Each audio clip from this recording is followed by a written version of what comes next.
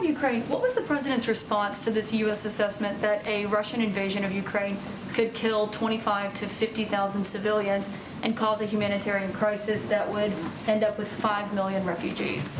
Well, first, let me say I'm not going to get into intelligence assessments from here, obviously, but we certainly prepare for a range of contingencies and work and engage with our European partners and counterparts to prepare for them. And that relates to the potential for refugees. It relates to the potential for natural gas or oil shortages. And those are part of the discussions the President is a part of, our Secretary of State is a part of, and that is why we are doing so much engagement at this point. On Nord Stream 2, the President was pretty confident yesterday that it would not go forward if Russia invaded Ukraine, even though the German Chancellor would not say that. So I guess logistically speaking, how would the President ensure that that would not happen?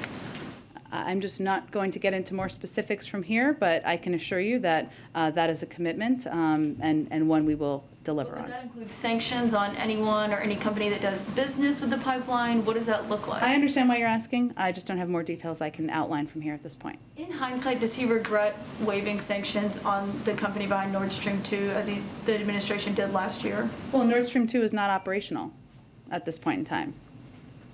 But does he and it remains a point of leverage. Quickly become operational? Well, it's not. The German regulators have not approved it.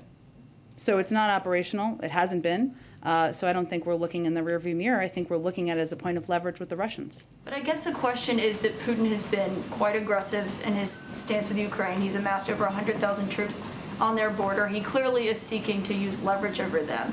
So why let the pipeline go forward at all, regardless of an invasion, given the tactics that he's been using?